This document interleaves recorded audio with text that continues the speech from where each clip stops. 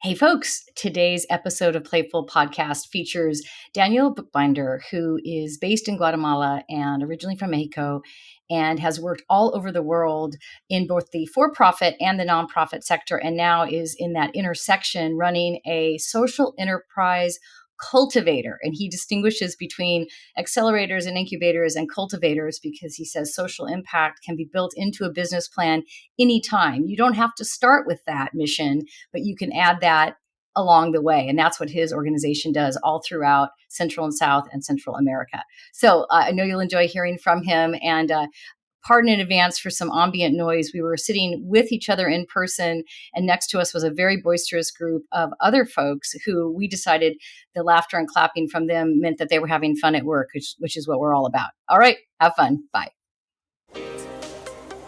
You're listening to the Playful Podcast with Christine Michie. Let's jump right in.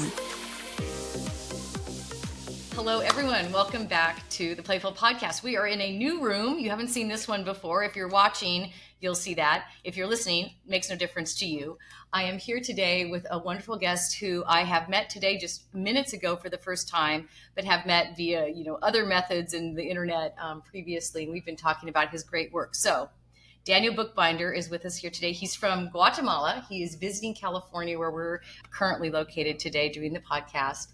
And he has a wonderful play and impact CV, right? His resume and that is fantastic. And currently is the CEO of Alterna, which is a kind of like an incubator and social enterprise, almost like a B Lab kind of, for those of you here in the US knowing that, and you'll tell me if I'm wrong about that, based in Guatemala and working throughout the Americas. And so I'm gonna have Daniel tell you what I got wrong and right about that as he introduces himself. Thank you so much for the opportunity, Christine. It's such a pleasure. And yeah, super happy to be here. It's right that I'm in Guatemala, and I've been there for the past 13 years. I'm originally from Mexico. Alterna is a social innovation and entrepreneurship platform where we serve social entrepreneurs. Exactly. Now, I always assume, and I think it's usually true, that I know the kinds of people that listen to the Playful Podcast. They know, for example, what a social enterprise is. But we might be growing our audience all the time with people who are new to impact. And so if you would quickly describe what a social enterprise is and what kind of support you give to social entrepreneurs. Absolutely. I think the concept can be quite wide. For us, social entrepreneurs, or the entrepreneurs that we serve, are mostly for-profit or market-driven entrepreneurs. So they have a business model very integrally aligned with an impact model. So that is for us. Maybe for some others, social entrepreneurs do not need to have a business model in their operations. Yeah, awesome. Would it be right to say, this is what I gathered as I was looking over your materials, that you help emerging and existing entrepreneurs and companies either launch with a social impact kind of from the beginning and or add one in and build it into their practice. Is that accurate? That is accurate. And actually, that's why we call ourselves not necessarily an incubator or an accelerator that you would see a lot, for example, in the States, in Silicon Valley, there are a lot of accelerators. We call ourselves a cultivator. And that's just because we think that that's a more adaptive or adapted way of the true needs of entrepreneurs in Central America and in most places of Latin America. And I'm no farmer and hardly even a gardener, but to me, I love the term of cultivating, because I can certainly see that you can then meet a person or a company at any point in their growing journey and add to what they're doing to cultivate their impact. Exactly. And that's the whole philosophy. It's like, what, as a plant that is growing, not at every stage they need exactly the same resources, the same amount of sun or water. So that's kind of what we've tried to develop over time, to meet entrepreneurs where they're at and with what they need. So do you find them, or they find you, or equally both directions? It happens in both directions, because right now, yes, we've been operating for 13 years. So we run more than 10 programs every year for Central America, for Mexico, one for all Latin America. So yeah, they apply, but then, sometimes we reach out. So it's pretty varied. So, what do you see or hear or notice when you're hearing, for example, a business owner, a founder, or someone with just the idea that tells you there's impact possibility? What does that sound like? It sounds like a possibility, right? So we try to be very grounded, and I think we have learned a lot during the years. Impact is a trajectory. So we kind of embrace the fact that maybe not everyone was born, or let's say they created their companies with the objective of saving the world, and that's okay. And we need to embrace the fact, because it's more real, right? At least in a Central American context where so many business struggle just to exist. And some may have or may not have an impact obsession since the beginning. We had, and many others have, but what we want is for impact to become mainstream. And in order for that to happen, you need people from all walks of life. And the important thing is that in their trajectory, they move towards the right path, right? Love it. Oh, it's so good. Okay, so I don't want to go too far without asking Daniel the opener, which is always after a little bit of conversation about the work. I want to ask you, who's the most playful person you know? My mom. Love it. Tell us why she gets that award from you. Because of her way of enjoying life, and everything I've learned as a small kid and with my sister, it was about, appreciate and be in love with life, and with people. And so it's been through play and through exploring and curiosity and enjoying the curiosity. So I think that would define kind of why my mom is the most playful person. If you're watching, you'll see what I'm seeing, which is Daniel's face is alive and there's like a twinkle in the eye. I'm always saying that with playful podcast guests. There's like a twinkle in your eye, right? And I think when you're play like disposed, when you're kind of like, when you lean into play, whatever you're doing, and if you're blessed like we are to work in the impact sector, we need play. That's one of the reasons we started the podcast, is as a form of resiliency and sustainability for hard, heavy lift work, and how to be able to build into your day sustainable models. So I know you told me you've been thinking about this since we set up the time to be together. How does play show up at Alterna? How does it show up in your interaction with entrepreneurs? What can you share with us as you reflected on? Maybe you have play strategies you didn't even realize until you sat still and thought, I think I am using play strategies. Yeah, absolutely. And yeah, I'm super inspired just by, this process before the podcast. I think we have play embedded in different layers in what we do and how we do it. One of them, and probably the most important, would be humor. I think it's an important part of the DNA. It makes us, I think, more real. And I think the more, we can just use humor in our everyday lives, but also in important moments where, we can also learn to laugh at ourselves. I think that is very important also for well-being. And also I think it's a sign of maturity and of enjoying what you're doing, and also being conscious of what you're doing, right? So humor would be one. And then our methodology, because how the cultivation process or approach takes form is through cycles, right? And so how we even establish the methodologies, what we call the Legos in modules, so that it can be kind of plug and play. So I think that's another important layer. And another one, also how the team becomes better for serving entrepreneurs, for attending them, is through role playing. That's how a big part of the team prepares when they have a week with 20 entrepreneurs of creative industries or from sustainable tourism. So they will kind of role play and basically just rehearse like that in how the week is going to go. So those are three examples that. Well, you just used two words that I think we're pretty familiar with, in business. You used plug and play, and then you used role play. They both have, their last name is play. The suffix, right, in both cases is play. And I think sometimes when people start, I've noticed this in bringing this play conversation forward, does play seem frivolous, or this is, come on, this is, we're doing serious work, and we don't have time for that. But we actually, even without knowing it, or we have play models that we bring forward. I love role playing. Role playing also, I've never taken an improv class, but it's one of my things on my list to do, because I have heard it's sort of a breakthrough thing for people. Role play is vulnerable, right? When you practice in front of other people what you're going to say, I think we'd mostly rather not have to practice. Now, we know we'd rather have practice when the time comes, but the practicing, especially in front of an audience, is vulnerable.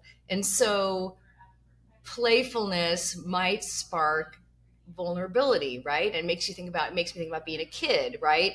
Getting up, standing up to bat, going to a race, anything where your performance, you're playing, but there also might be performance or competition or things like that. Interesting that work has a lot of those same components. Absolutely. Yeah. Absolutely. Tell me about working internationally, as I know that you do and have.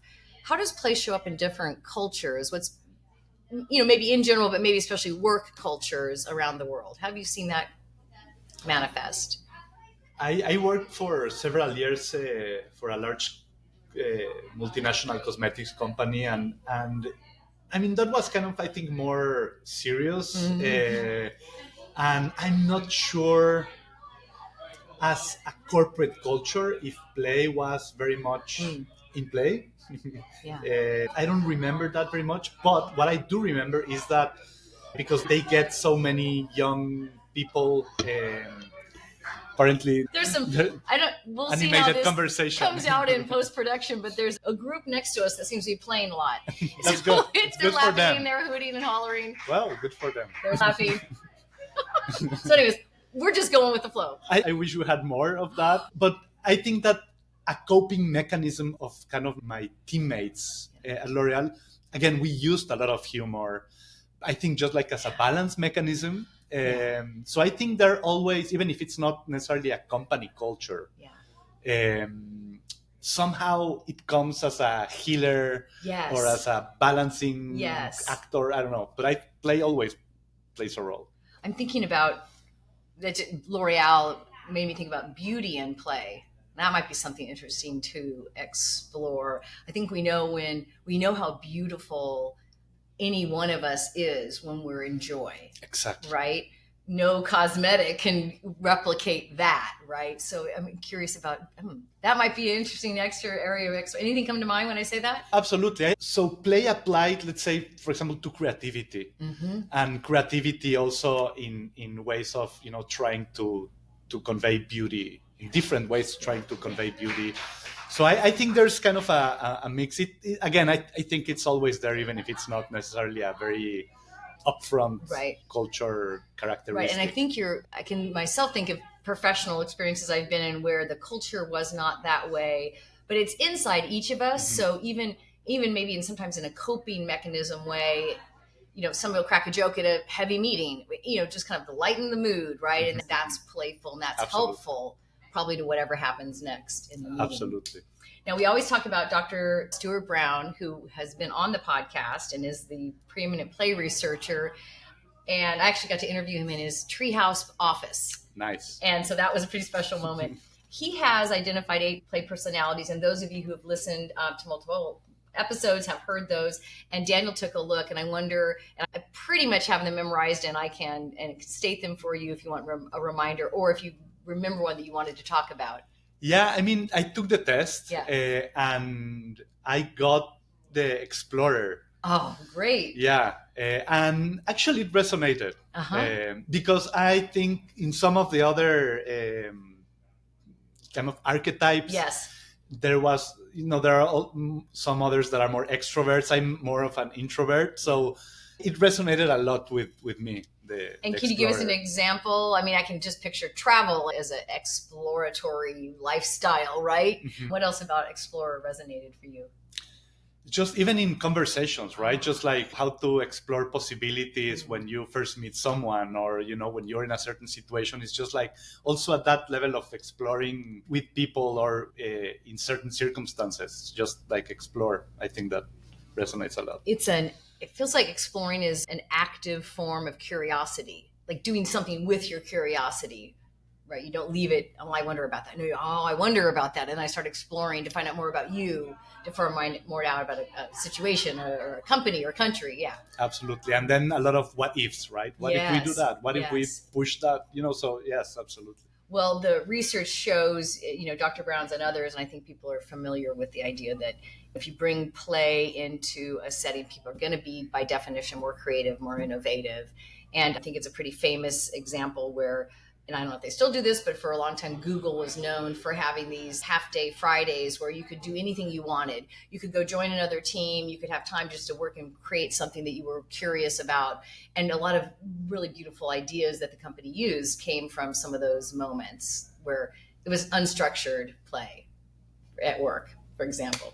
All right, so Right. Daniel brought, of course we're going to have ice cream, but Daniel also brought some chocolate from Guatemala. And I wonder if we can, this is, you all know I don't need to make excuses to have sweets, but I'd love you to tell us a little bit maybe about the company and that the entrepreneur, the three brothers who started this chocolate company. And maybe as you're sharing with us and we're having a little chocolate, you can tell us, like, maybe is this a good example of the work Alterna does? This is a way to demonstrate kind of how did you meet them and how have you helped them? Sure, absolutely. So this is three brothers that had absolutely no relationship to cacao or chocolate in general, and they started playing in their, I think, if I remember correctly, in their mother's kitchen, just like doing something with Goofing chocolate, around. exactly, Yeah. goofing around, and now they have a small growing business with chocolate, working very closely with good farming practices with local fincas in Guatemala, and they have been even receiving awards in Europe Wonderful. for incredible chocolate. And what I brought is a chocolate tasting kit, and I think it's also an act of play because it's not only about how it tastes, it's Yeah. also about how it sounds, Yes. how it smells, Whoa. and all those things. So, okay, so again, those of you that are watching, I'm going to hold up the packaging, and the company is Chocolate Sero, El Buen Cacao, and this. Okay, so I'll have you open it. So this is playful too, and I think the display almost like a game board. Exactly. Oh, So wow. here's the explanation, and here are 4 different chocolate bars, and goodness. here you have, I'm sorry, it's in Spanish, so it's about color, the snap, the sound, the texture, and the notes. Whoa. And then you can put your thoughts and what you experience This, with tasting. to be fair to those, everybody but you and me, because we're here and we can have it. We'll put on the website in the show notes their website, so Absolutely. people can. I suspect they'll be able to see this, and I suspect they can order also. So this is really something. Yeah, this piece unfolds. 4 chocolate bars are kind of pasted, connected to a part of this, what looks like a game board almost. Beautiful golden wrapping and a beautiful kind of cardboard brown background with the story. It looks like the story of the company. And then down below, there's a place where you can fill out your impressions of the chocolate as you have it, because it is a tasting game, a tasting opportunity. Yep. How cool. So how long have they been in business? And let's have you open one for us, and you choose. I think they have been a bit more than 3 years, or around 3 years. Great. And so we have, as in Alterna, we serve them, we provided them with some cultivation work in order to get them kind of financial straight. And then Alterna also has some impact investment arm. So we finance some of the companies that we work with. Fantastic. And so we got to finance them to make, I think it was for a specific machine they brought from Europe. Great. Those of you of a certain age will remember the Willy Wonka Chocolate Factory movie, and there was the chocolate bars. Let's see, we're trying to poke this open. You guys are going to get to hear the crinkling of the wrapper. So you open up the golden package, and they were looking for a ticket. Okay, so all right, and I'm going to snap it by the microphone. I know, I'm not sure if it picks it up, but to me. How did it sound? What are our choices? We have to kind of measure the sound. Exactly, the snap. If it's clean, easy, hard, semi-clean. Okay. So I'd say the color is, there's a little color wheel and you can line it up. Like dark coffee. Yeah. Dark oscuro. Oscuro, no? Oscuro, like a dark color. It has like a little hexagon shapes on it. I think the break is clean, but kind of soft. And texture is creamy. Creamy, exactly. Okay, so now, remember when you were a kid and somebody brought like candy to class, and if they didn't bring enough for everybody, they had to put it away? We also didn't bring enough ice cream for everyone, but we have enough for Daniel. So today's ice cream sponsor is Ben & Jerry's. Alexa Harrison was on the podcast. She works in public relations for Ben & Jerry's. And then she followed up by sending me a bunch of coupons. And so I used some of them to get us ice cream today. Nice. And I got to tell you, I didn't even admit this to Daniel. I picked out chocolate before I heard back from him about his preference. Because since I love chocolate so much, I just figure it's, most likely, or maybe I should convert you to liking chocolate if you wrote back and said, I love, vanilla. Orange sherbet. Okay. So we have 2 cartons. Ooh, it's a little soft. Lights Caramel Action. Nice. Actually, that's not as chocolatey. Ooh, and Mint Chocolate Chance. Oh. And Ben & Jerry's has partnerships with various entertainers and others. So the Ava DuVernay flavor, and then this one. She's incredible, by the way. You know her. She's a wonderful filmmaker. And then, this one is inspired by Chance the Rapper. So that's what it is. Mint Chocolate Chance. Okay, so we're going to open these up. And here we'll show, again, for those watching, here's what these look like. And I brought the requisite tea towel to hold the carton because I never use a bowl. And a big spoon. Nice. So what we do as an excuse to eat ice cream is, and we can swap back and forth, the play on words with this part of the episode is, what's the scoop on how you came to care? So can you remember a moment in the trajectory of your life that brought you into the impact work? I think one that I reflect a lot upon, maybe it was not only one moment, it's a set of moments. And actually it includes my grandfather, who loved ice cream. And he basically provided, with this love for ice cream, because we used to walk a lot after the meets to have ice cream. And he was such an inspiration because all my grandparents came from Europe to Latin America, and they came basically with nothing. And so I was very inspired by how him arriving at 17, no Spanish. I don't think if they had kind of much school or not.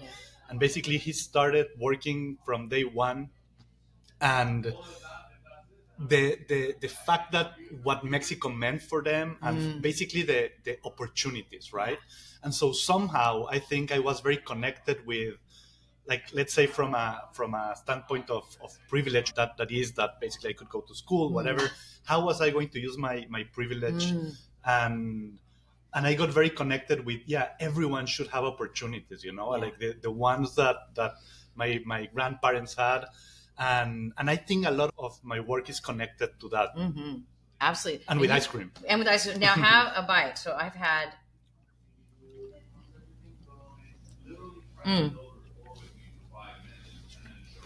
This is a mint chocolate. Nice. It's like mint ice cream with fudge brownie.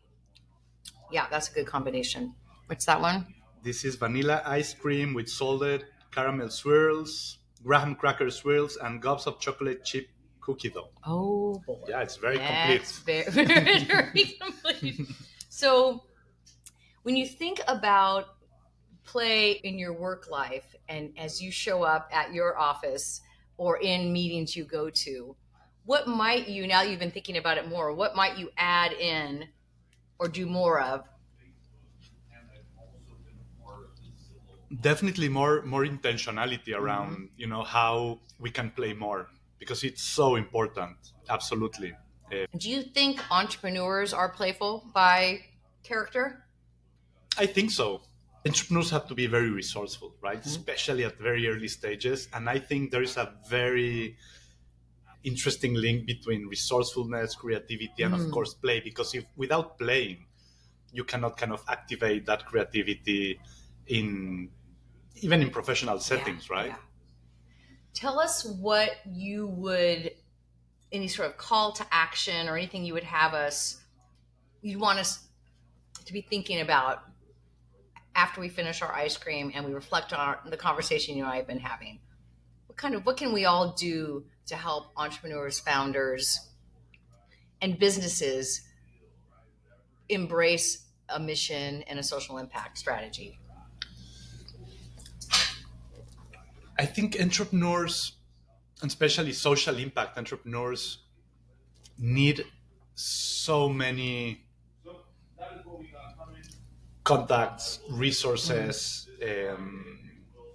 inspiring Yeah. conversations.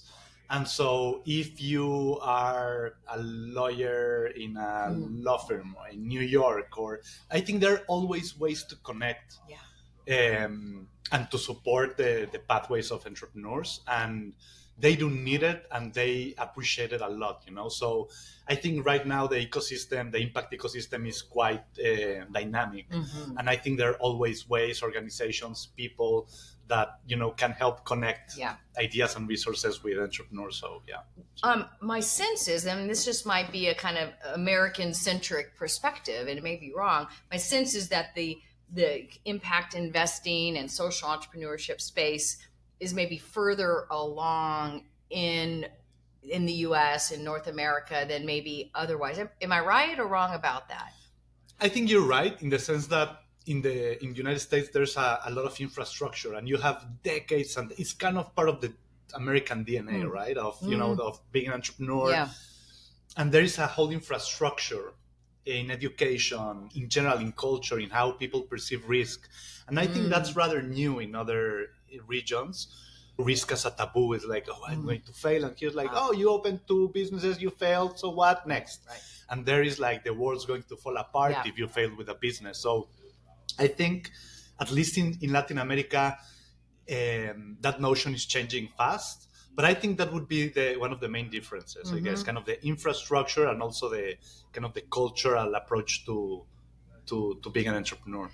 And I would think that, one of the areas where that's less true here, and something that I think a lot of people that listen to the podcast are working on, is that the risk perspective that people have when they're dealing with entrepreneurs of color in the US is completely different. I'm making some generalizations here, but there is this unfortunate perception that the entrepreneurs of color have to prove themselves way beyond any reasonable doubt that they're going to be successful, whereas the traditional white male entrepreneur has not ever had to. In fact, just like you said, how many, of course they're going to fail all the time, but we just need one to hit.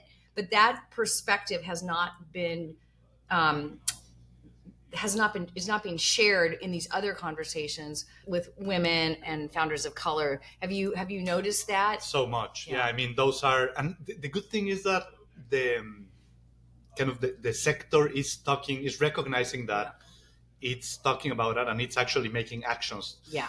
In the last 2-3 years since the pandemic, I've seen, especially for the States, I've heard of like so many new funds for underrepresented groups of entrepreneurs.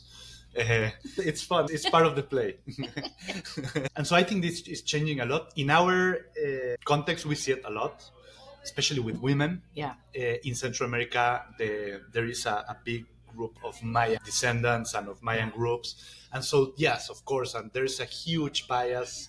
And if you're a Mayan woman, it's just like, it's so hard to, again, I think they have to fight against kind of this current. And most of the research shows that these, I think in the US, Black women-owned businesses perform better than any others. Black women start businesses at a higher rate than others. So the fact that I even, and I don't think I've got always the statistics right on the tip of my tongue, but I know the themes, and the fact that we're talking about that, and that is out there in the press now, is a sign of progress, and great to be talking about it here with you right now. So as a final comment, I'd love to direct people that we'll definitely put, of course, your website up on, and we'll put the Chocolate Entrepreneurs, we'll put their company website up as well. And any final words you want to share with the audience about an action they can take? I think just the essence of the podcast, right? Yeah. Reflect on how you are using play or how you can use play in any context you are working personally, professionally. I think it's super important. Awesome. Thank you so much for your time. Thanks for coming here to be with me while you're in town, while you're in the US this week. And I know you're going to keep playing. Thank you, Kristen. Thanks. Thank you. Okay, folks, wrapping up with our conversation with Daniel. The double scoop from today's episode are two different things. One, that as he discussed, and I think I said at the outset, the social justice mission of a for-profit enterprise can start at any time. It does not have to be built into your original DNA. Most likely, it'll be in someone's DNA who is a part of the group that is running the business. But don't hesitate if you've started something and you think, boy, I'd love to pursue a social mission in addition to the business purpose we've set out and the product we're selling or whatever the case may be. Daniel's group works on that. So that's scoop one. And scoop two is when we were talking about play, he reminded us that, since play is so innate in people, even if an organizational culture doesn't emphasize play or perhaps even looks down at it, people are going to bring play into that setting. So thinking about somebody who cracks a joke in a meeting, things to sort of lighten the mood, lighten the spirits, and even that can get creative juices flowing. So it was fun to hear his perspective on that as well. Thanks again for being part of the Playful Podcast family. Thank you for listening to the Playful Podcast with Christine Mitchie. If you want to stay playful as you tackle the world's problems and get all the scoop on today's tastiest ice cream, click to follow or subscribe so you never miss an episode. You can learn more about Christine on LinkedIn and her work with changemakers worldwide at impactfulinc.com. That's impactful with 2 L's, INC.com.